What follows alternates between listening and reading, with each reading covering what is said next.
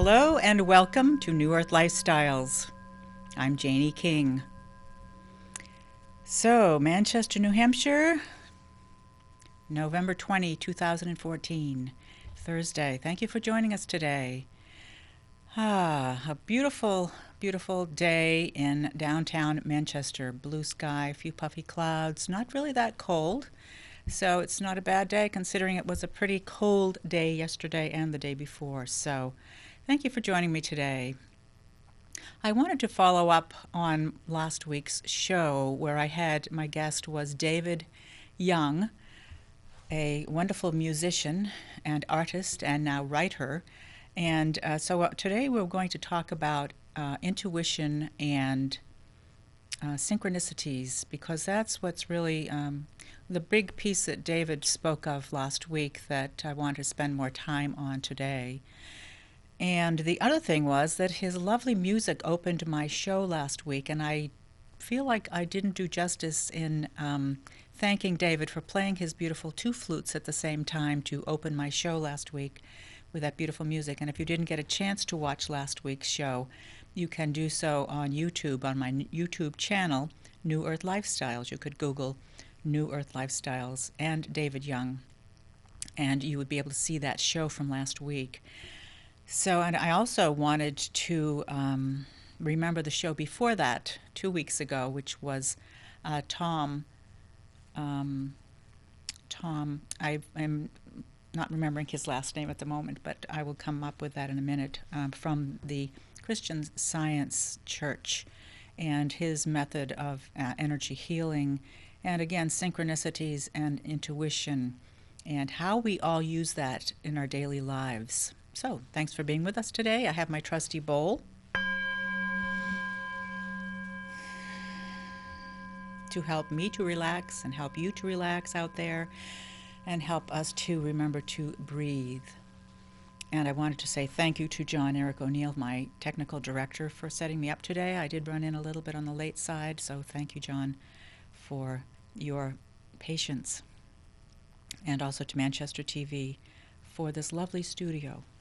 So, David Young, I brought his book. He was generous enough to give me his book after the show last week. His book is called Channeling Harrison. He channels George Harrison, or he didn't choose to, but that's how his life has been going lately, and that's what this book is about.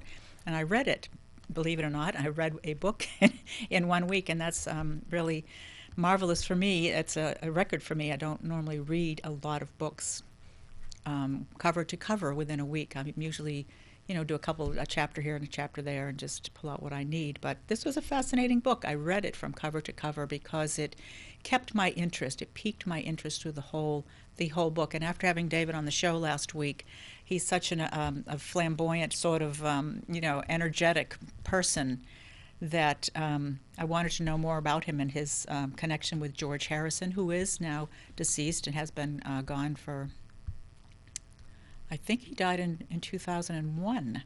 He passed away from cancer, I believe. So he's been on the other side for a long time. So when I say the other side, I mean in heaven, not physical any longer. Some people may say change color. November 29th, 2001. November 29th, 2001. Thank you, John. That's when George Harrison unfortunately left this physical plane, November 29th, 2001. Yes, it was a very sad year for rock and roll fans, of which I am one. I've been a Beatle fan in particular, specifically since I was 13, pretty much all my life. I grew up with the Beatles. I have pretty much every one of their albums. So when David came on, it was pretty coincidental that he was talking about not only George Harrison of the Beatles, but also John Lennon is now coming through for him. And wow, I'm going to gong to that one. Because that gives me hope. It gives me hope, and hopefully all of you out there, it gives you hope to know that these people that are no longer in the physical realms, they no longer have a physical body, like this physical body, they're no longer physical. However, they still are with us. They're still here. They're still able to communicate with us, and we don't know how they do that, but they do. And actually, we're learning more about how they do that. So you can communicate with your deceased mother or father, which I've started connecting with on a deeper level since David was here too. Although I've always sort of felt my mother's presence. She passed away also in 2000 and no, she passed away in 2006. So, but when I heard that George Harrison left in 2001, because I couldn't really remember the date, but David reminded me last week of that, and John just reminded me of the exact date of November 29th, 2001. That was not long after 9/11, was it? 2 months after 9/11. And so what is there a connection? I don't really know, but it always makes me curious about connections, numbers and connections, so I'm curious about that. And channeling George Harrison, channeling Harrison as the book is called, as David Young has been doing for the past few years, is happening for him and began in his life in a way that he rejected. He pushed it away. He was afraid of it. He was afraid of. He spoke when he was here last week, and I recall that, and he talks about it in his book as well. He was afraid of these coincidences that kept on coming up.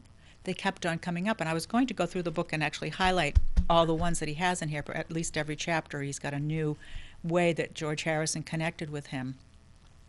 But I wanted to bring it up again today because we all have these things happening to us, these synchronicities happening constantly. If we start to pay attention to them, we can start to see perhaps what David saw, which was a pattern, which was a very much in his face pattern that he could not discount and push away any longer. It was there. He was always connecting with someone named Harrison or Harrison Street or George something or George Harrison, or actually connecting with someone that knew George Harrison. And so all these things that we would have normally, we'd used to consider coincidences, which I've come to understand there's no such thing as coincidences. They're all guidance.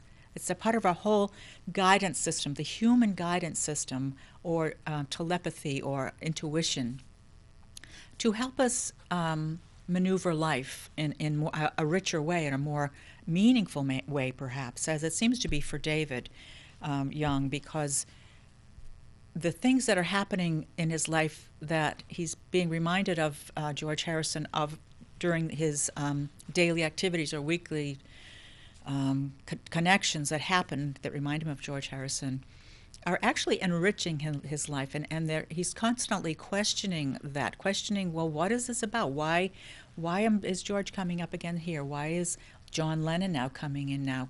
But the thing about David is that he's now, after a few years of this happening, surrendered himself to, okay, this is real. This is real. I can't not accept it any longer. It is happening. And once you come to that sort of surrendering or letting go of struggling against something, it starts to flow, and it starts to make life maybe have more meaning, maybe be more sensible, maybe actually maybe enjoying life more. Maybe this is something that helps him to enjoy life on a different level, on a different plane.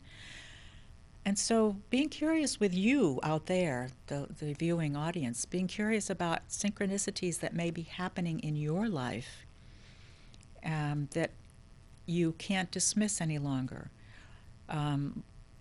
Just paying attention to when patterns start to happen, the same thing or a similar thing. Like for me, when I was married, my husband and I, we used to go to bed, and it was always 10:10 when we went to bed at night. And we didn't plan it that way, but when we lay down to fall asleep, we'd both say, "Oh, there it is, 10:10 again."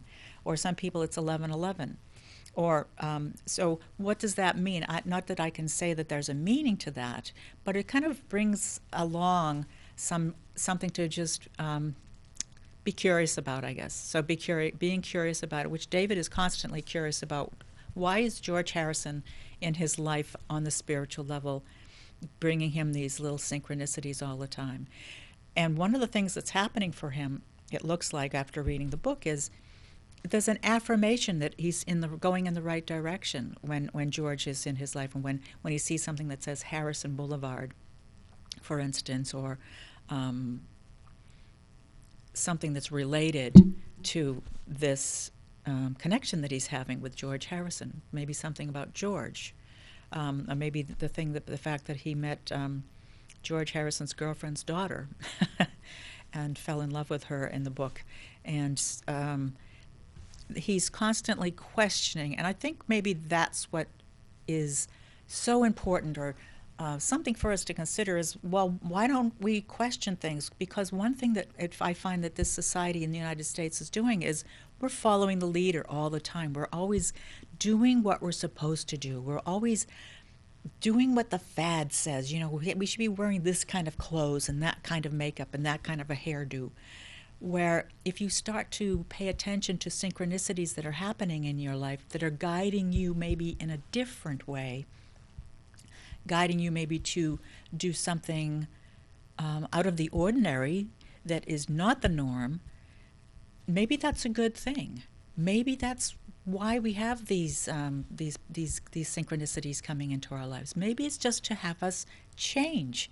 Maybe it's to have us look at life from a different perspective and be okay with that, and actually have fun, not having to be in the norm, not having to follow the leader, not having to do what the rules say we're supposed to do, if there are those so-called rules of normalcy. Because really, the longer I live, the more I realize that there is no normal.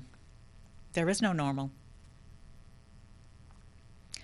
When you look at medicine and how they treat people with a certain condition with the same stuff all the time, how can that even be normal? When every human being is unique. Every human being has their own energy, has their own makeup. They were all born at a different day with different parents in a different place. How can we all be the same when to be treated the same if we all have the common cold, or if we all have the flu, or if we all have some other malady going on in us? Yes, certain aspects of medicines might work for that thing, but there is really a uniqueness to all of us. And when we start to embrace that uniqueness and embrace the fact that you or I might have something to offer the world that no one else out there has any clue about, that has never even been on your screen, on your radar, but it comes in one of these synchronistic ways, and might be tapping you continually on the shoulder in one of these synchronistic ways to follow this path rather than the normal path, say. And that message that you're getting from that synchronicity could be like God. It could be like a divine embrace, and as my friend Lucia Reed called it, divine inspiration. That could be divine inspiration coming through for you to do what your heart's longing to do what you came on this planet to do, that maybe you didn't realize this is what your path is, but maybe it's something new for you to consider. And let's have a little gong to that. Newness. A bigger gong.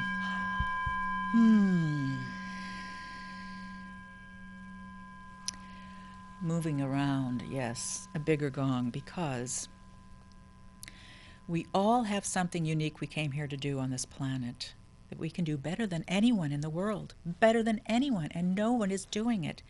It's because you are unique, and only you can do whatever that gift is better than anyone else, because it's your specific gift. And that's what George Harrison coming in through David Young is a gift to him. It's a gift that he is now paying attention to, these channelings, or this connection that he now has with two amazing musicians, and the fact that David Young also is a musician and can inspire other people, and lift us all up, or lift up those who are ready, or those who want to listen and pay attention, can lift us to maybe that place of recognizing that gift, or recognizing those synchronicities or those intuitions, and being okay with it, not being afraid. There are so many people that hear voices or get this intuitive information that are so terrified of it. They, close their mind to it, close their eyes to it. They don't want anything to do with it. They push it away. And as you push those things away, you're really pushing away part of yourself, a part of a connection, a divine connection from above, or from all around us, however you want to look at divinity, God. You're pushing away something that may be just what you've been looking for and asking for, but it's coming to you in a manner that you just don't recognize. I don't know if you ever heard of that little joke or riddle about the man who was stranded on a rooftop in a flood, and he was praying to God to please help him, to save him. God will save me. And a boat came by and wanted him to jump in the boat, and he said, "No, God is going to save me." And then something else, a helicopter came by and was going to drop him the rope, and he said, "No, God is going to save me." And the waters kept rising and kept rising and kept rising, and well, God did come in a boat and a helicopter, but he didn't want to be saved because he thought, he had this preconceived idea that God looked like something, or God was going to come out of the heavens as an angel and lift him up. But you see, you don't know. You don't know what the divine looks like. And so taking that information that comes to you right away to help you, or to guide you, is very valuable. And it may look like it's mundane. It may look normal and natural, like a boat, or a rescue person of some type, or who knows, it may look normal. But don't have those preconceived ideas of what change is going to look like, because we don't know. We don't know what it's going to look like. So thank you to David Young for coming on the show last week. It was truly an honor and a privilege and a pleasure to sit here and talk with him. And the time went by so quickly that we didn't even get into his music. So I'm hoping, I heard he might be coming back in a month to this area, so I'm hoping that I can get him to come back on the show and actually play some of his flute music, because it is unbelievable. It's playing two Renaissance flutes at the same time, and how do you do that? He's learned how to do it. And if you go on his website, davidyoungmusic.com, his whole story about how he learned how to do that is on his website. And it's kind of fun and fascinating that he started playing on Venice Beach out in California for money, like a lot of musicians do. And that's where he decided to try playing two flutes at once. And it's taken him to this whole journey of the life that he has now. It's such a beautiful life, such a beautiful person. So thank you again, David, for being on my show last week. Okay, have a gong to that one. I'm going to take a little breather,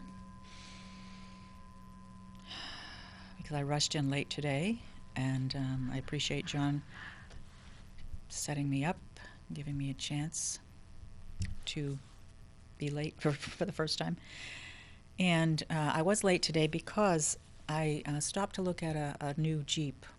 And this is, I followed this guidance. This is another string of little coincidences that happening, because I bought my Jeep that I have a year ago in September, and it's an '05 Jeep that I have now. And I happened to get an email from a Jeep dealer about a different subject, and I decided to click on their inventory and see what they had, and lo and behold, they have a Jeep that's got 30,000 miles on it, an '06.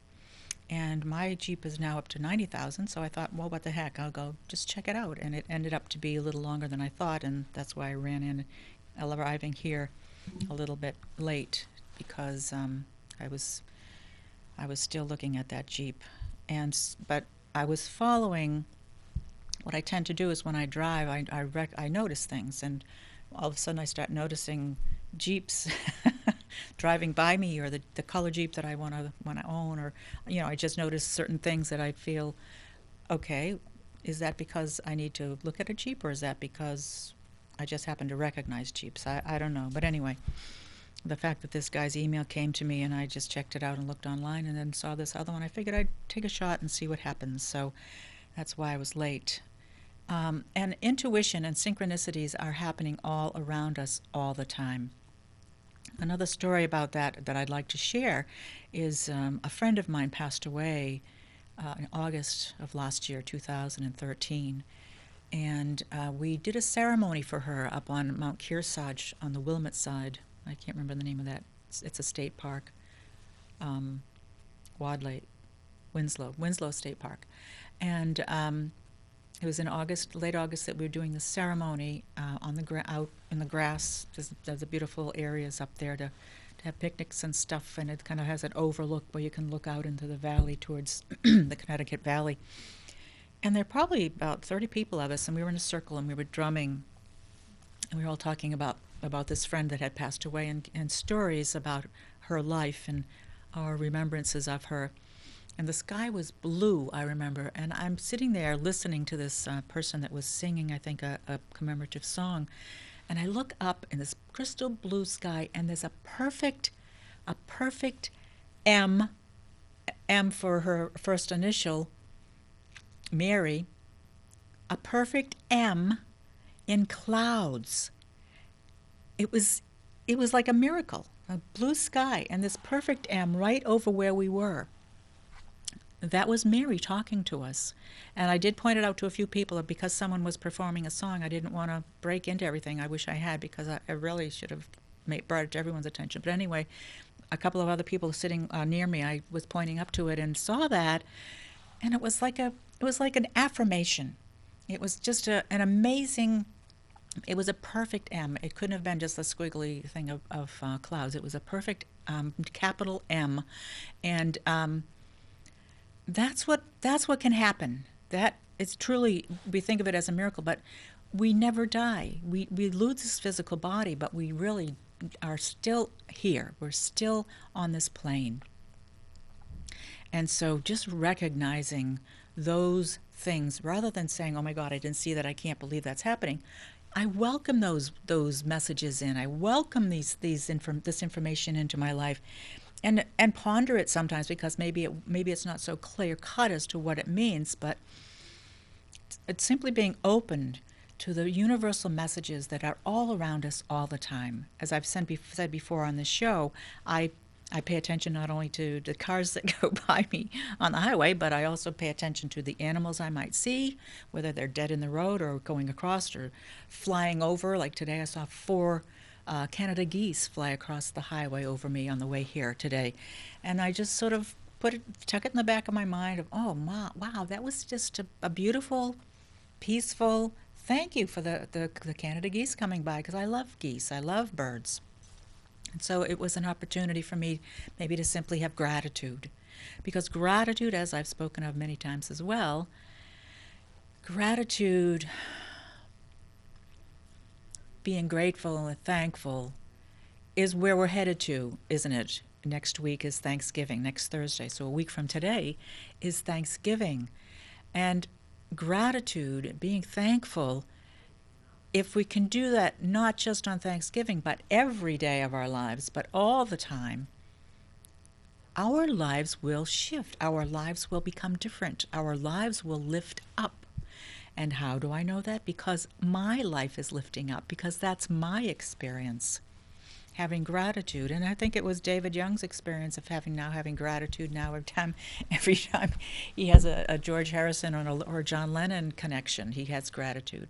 And this is really not something to be celebrated just on Thanksgiving, but to be celebrated every single day of the year, 365 days a year.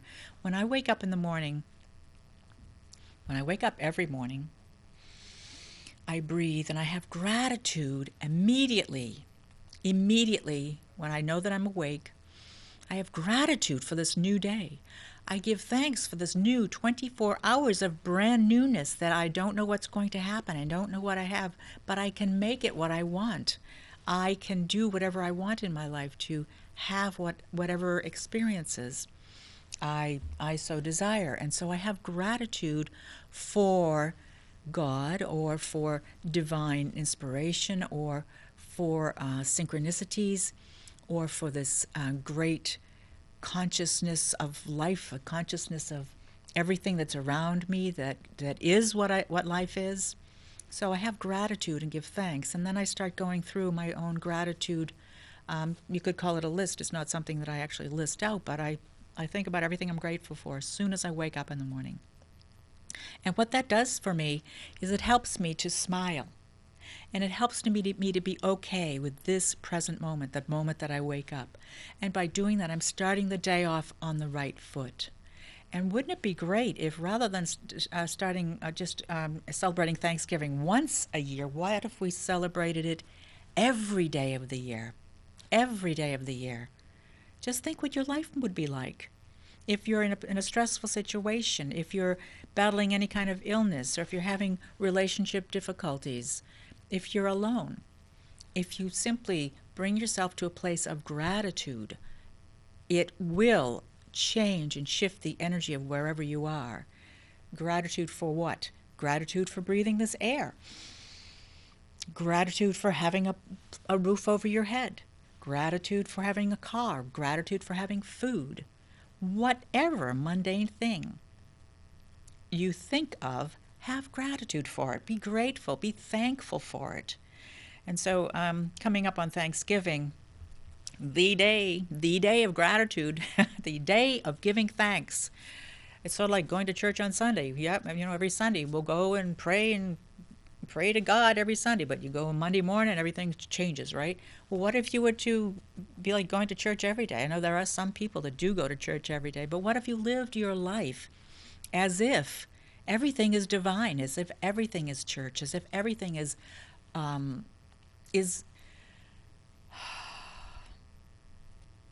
just is. Everything just is, and it's okay the way it is. And then when you bring that gratitude in, and prayer, and thankfulness, and appreciation. Another thing that I like to do when I wake up in the morning, that's my practice, is gratitude. When I go to bed at night, that's the last thing I'm doing as well. I'm having gratitude for everything that happened to me during the day. Or if I didn't like what happened to me during the day, I'll have gratitude for having a bed to sleep in and for air to breathe in my body, and those mundane things again.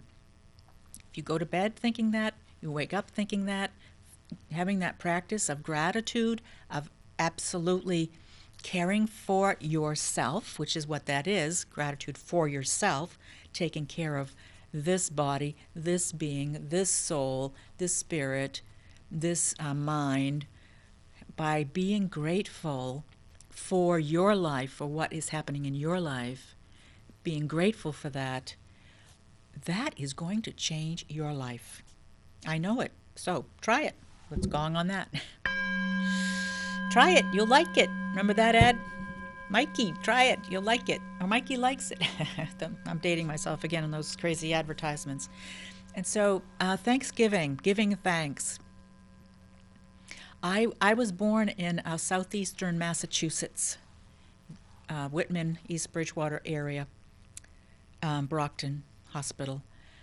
And my father has Native American heritage that he never, ever wanted to know about. In fact, his father would not allow genealogy anywhere near the family for them to know their background. But it came into my awareness back in the 90s that my background from my father's side is Wampanoag and Micmac. Micmac from Nova Scotia, from Pictou, Nova Scotia, and Wampanoag from Martha's Vineyard. And so that brings me into this place of being having the bloodline or some bloodline of the original Americans that were here when the Pilgrims landed. Thanksgiving, the original Thanksgiving, the first Thanksgiving. And in September, it was my birthday, and I went to Provincetown for a few days. And while I was in Provincetown, I picked up a brochure of the history of the town of Provincetown. And this brochure actually showed or talked about the Pilgrims landing in Provincetown first. We have the history that we're told is that the Pilgrims landed in Plymouth, on Plymouth Rock, and they had the first Thanksgiving there, and they have the Plymouth Plantation if you want to go to Plymouth today, Plymouth, Massachusetts, you could go to the Plymouth Plantation where they have a living history museum where people actually dress up as pilgrims and Indians and do this whole reenactment. And you can go there in the summer where they're actually living that way. However, the pilgrims first landed Mayflower. The Mayflower, which is the boat, first landed in Provincetown, Massachusetts. And if you're familiar with the geography, the Cape comes up. Well, the Cape comes up like like an arm, and Provincetown is up at the tip. And they came around and into the harbor of Provincetown, which is in the bay side of Provincetown. And this history talked about they made up what's called the Mayflower Compact.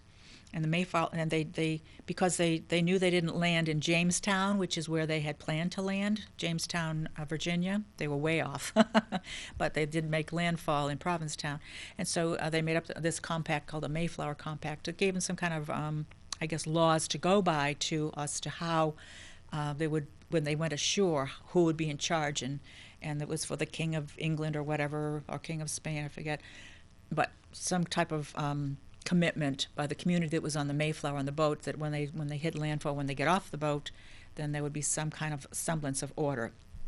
Well, anyway, the men, certain amount of men, came ashore on the boat, the rowboat, and landed on Provincetown Beach, and decided to do some exploring. Of course, that's what they're going to do. See what it's like there. What it any people living there and so forth. And they happened to come across a cache. Somehow they could see that there had been something dug up, and they came across a cache or a storage place of food, of corn and dried food that the Indians, the native people, had stored there. And they proceeded to pick it all up and take it back with them. Of course, it was November when they landed, so this time of year when they landed, and so they had just come over. They left in September. I think it was 2 months to come across the Atlantic, and so they did need food. However, you would think they would want to connect in with the people that live there to, kind of say, hey, can we share this with you? But anyway, they went from there. I guess they made a choice to not actually stay in Provincetown because they could see it was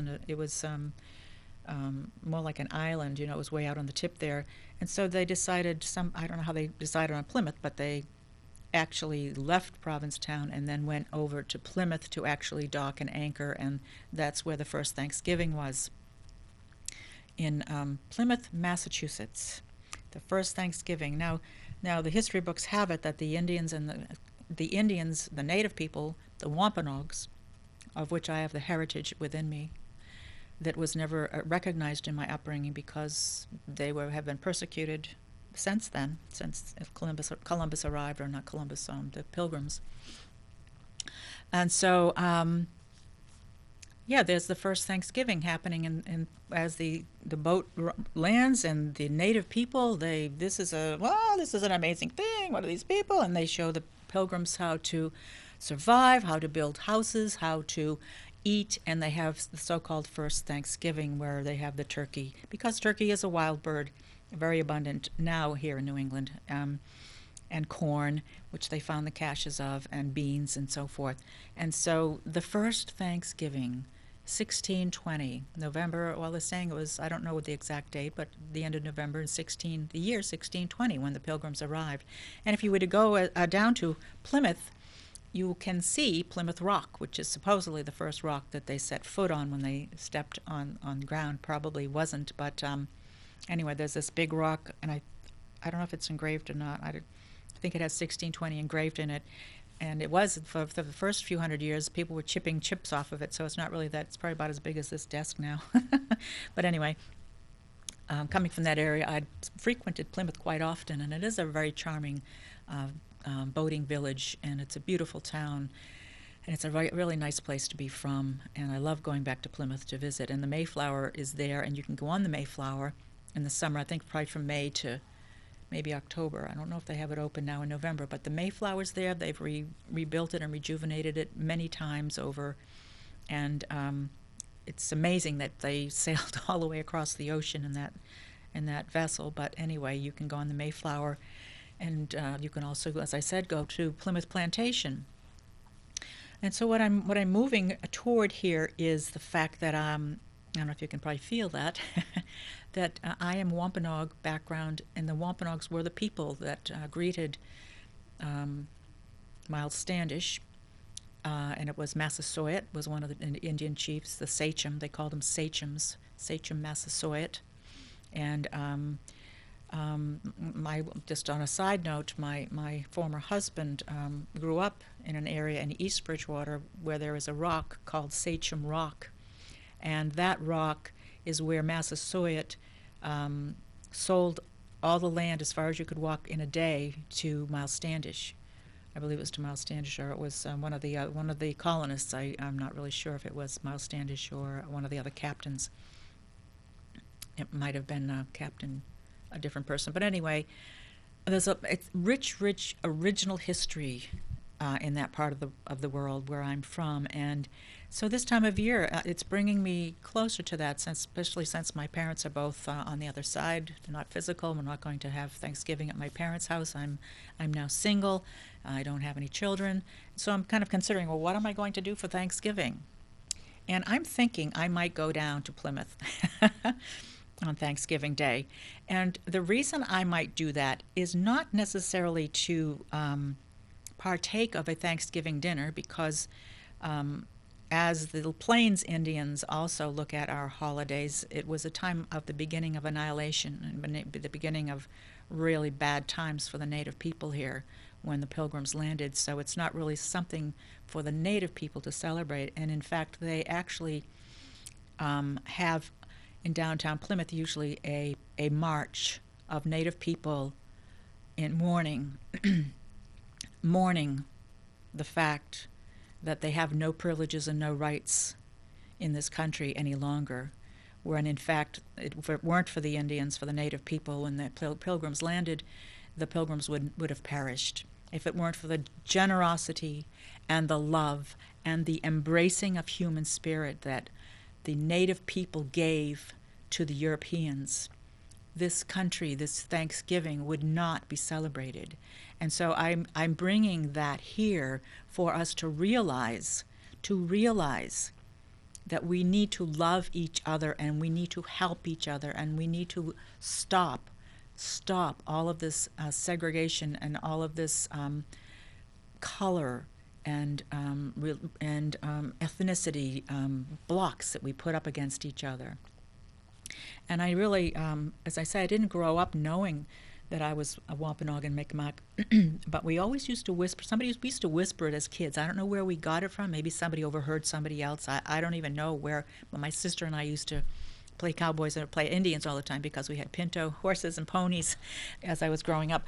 But there was always this kind of whisper beneath that no one wanted to hear, that we have Wampanoag in us. We might be Wampanoag, when in fact we really are, and we really are connected to all of the wars that happened in the early years, in the 1600s and the 1700s and the 1800s, and they're still happening now in the 2000s. If you look out west, that XL pipeline was going to go straight through Lakota country, the Sioux, Lakota Sioux. That they're really not known as Sioux. We gave them that name of Sioux. They're called Lakota people. The XL pipeline was going to go right through their reservation, and why? Because they are second-rate citizens. That's why. But thank goodness it looks like the XL pipeline has been put on hold for now, and the rights of Indigenous people in this country are absolutely on the low end of priority for anyone. In fact, if you go to the reservations, even here in Maine, the Penobscot Reservation, the people live in subsistent living conditions. It is the poorest part of our country. It's poorer than any ghetto you'd like to go into in the city. And that is an atrocity that we are still committing, unfortunately. As we celebrate Thanksgiving, look at how you can give thanks to disadvantaged, perhaps, rather than the grandiosity of a big Thanksgiving dinner. We actually, when I was still married with Richard, and his two kids came out and stayed with us. I think that was Christmas, maybe not Thanksgiving, but we did decide to go to a nursing home and spend the day with people that didn't have any family. And that might be another gesture that you can consider on Thanksgiving, and I might consider that as well because my parents are gone. I do have a lot of brothers and sisters. However, none of them have really come to the plate and said, "Do you want to come down for Thanksgiving with us?" So I'm thinking I'm going to be on my own, doing my own thing, and you know what? It's good. It's all good because change is happening, and change is good, and we're always changing. And stepping out and doing and stepping out of the family ritual for me is a good thing. And so that's why I'm thinking I may be going down to Plymouth, Mass, and marching with the Indians, maybe dressing up in regalia and marching down Main Street, expressing the feelings about the Indians losing their land, losing their rights, and losing their heritage because they have been pushed and pushed and pushed away. I find it fascinating and amazing that any Wampanoags that actually know their heritage can completely are still able to not only Wampanoags but Abenaki and Penobscot and all the Indian Native Americans that were here in New England when the Europeans settled here. It's amazing that they are still able to be present because we pretty much annihilated them and wiped them out in all the different ways possible way back then and continue to do that. Although some of them are starting to get rights. I think in Vermont, the Abenaki just regained some type of land right over there. So I'm going off on a tangent here, but we are getting ready for Thanksgiving, and I'm putting just a little different spin on it today because it's a spin that we don't normally see. We normally like to go to our family and have Thanksgiving and get to have too much to eat and have plenty of football and the whole point of Thanksgiving sometimes gets lost in all of that. But saying a prayer at the dinner table is a tradition that's really still very important. Thank you for letting me go off on that tangent because it needs to be said. The indigenous cultures all over the world are in dire straits and need our help. And one other thing I was going to talk about today was I think I'm going to wait on that subject. I was going to talk about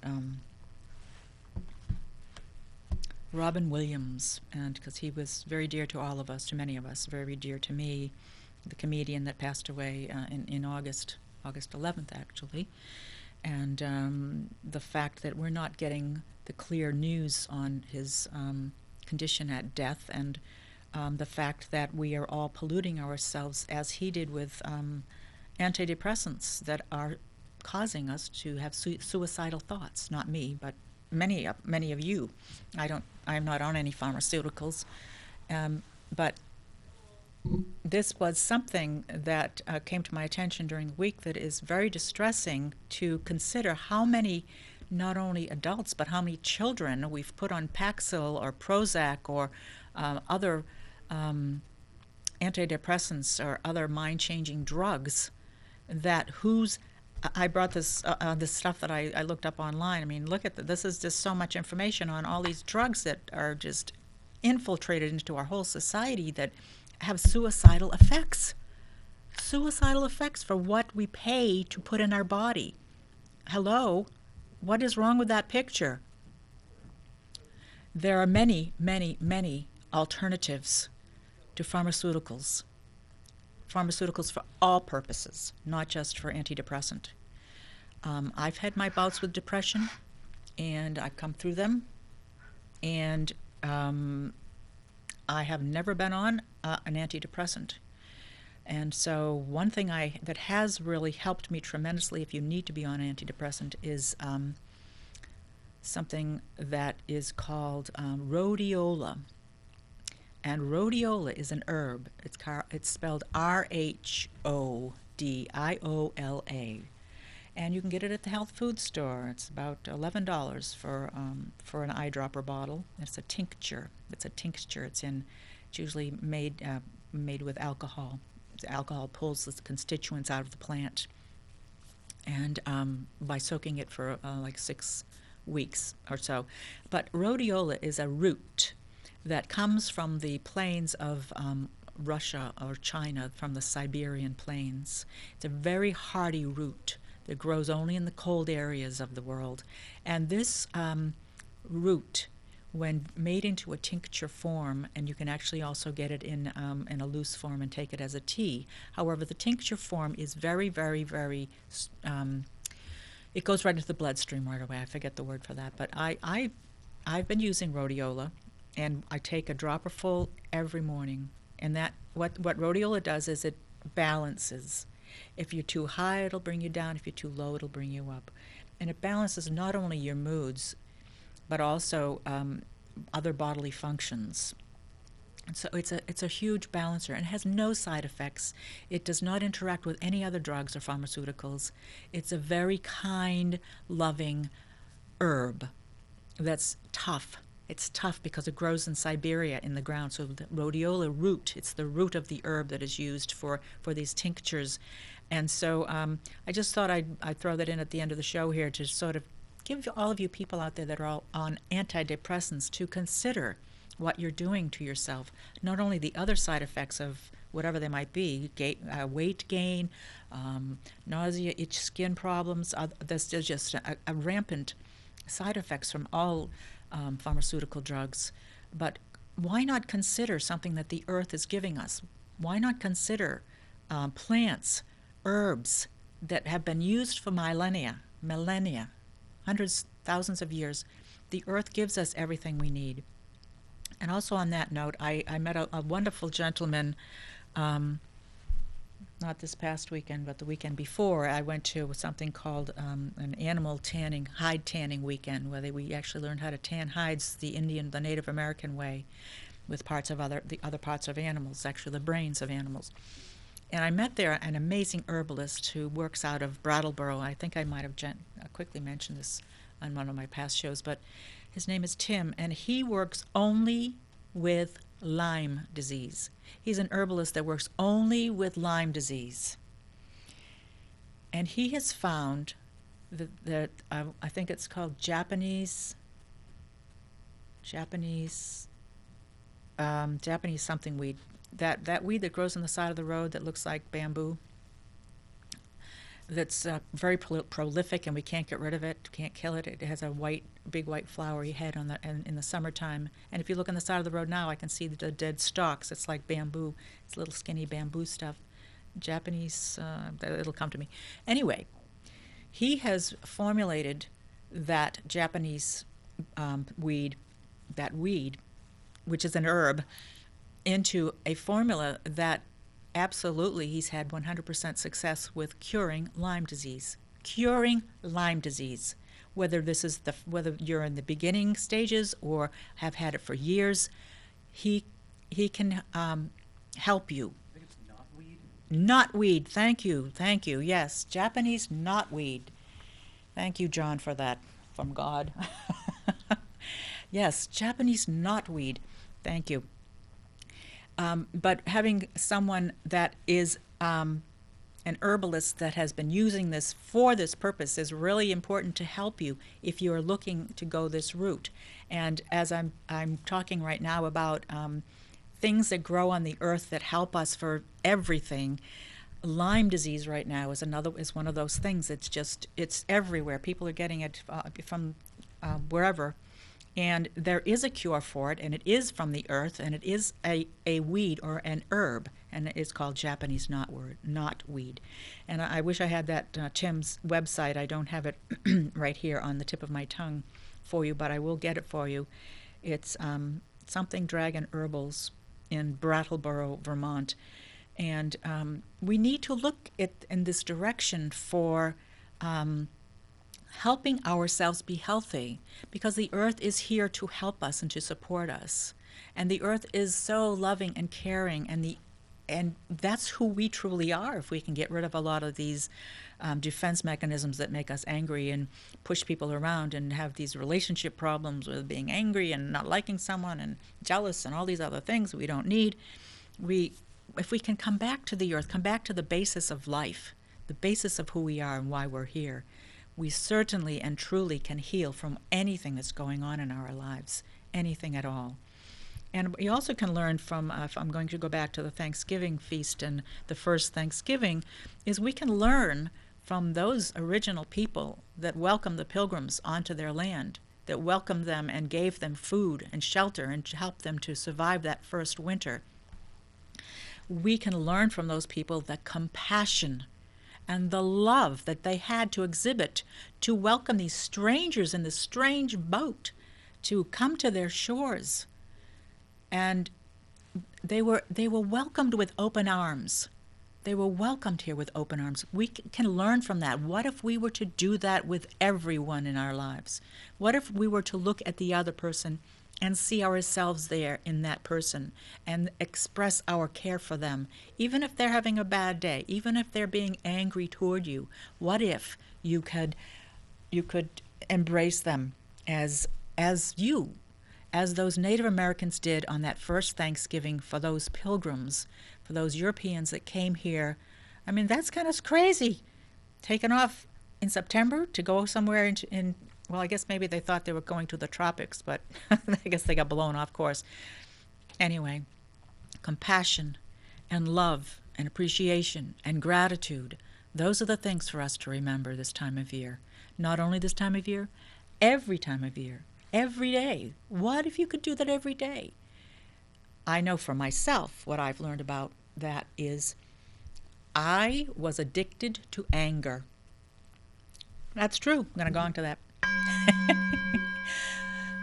I look back at my life and I had this thing of, I loved being angry at somebody. I loved really getting back at them. I used to love that. I was addicted to it. It put some chemistry in my body that made me really thrive on it. And I learned that by getting into professional help and getting into the healing arts and slowing down and looking at things from a different perspective. I've come to realize that was an addiction to whatever that chemistry was that I created in my body when I'm angry. Because every emotion that we have in our body creates the chemistry that is in our body.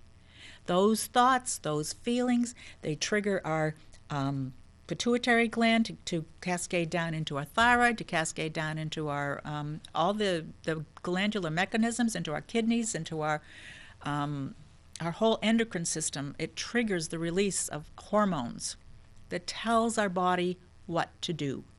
And when we're constantly feeding those hormones in a way, feeding those the chemistry in a wrong way to create this chemistry of, I became addicted to anger. And a depression is another thing that you can become addicted to. And when you can start to realize that it's an addiction, and that only you can change that, you can make a different choice and learn and start to pay attention to, when the feeling comes over you, I can make a different choice. I can breathe, first of all, stop and breathe.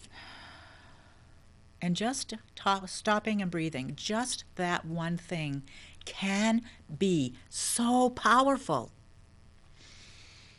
Stop and breathe. And where did the anger go? It may still be there, but it is probably diminished.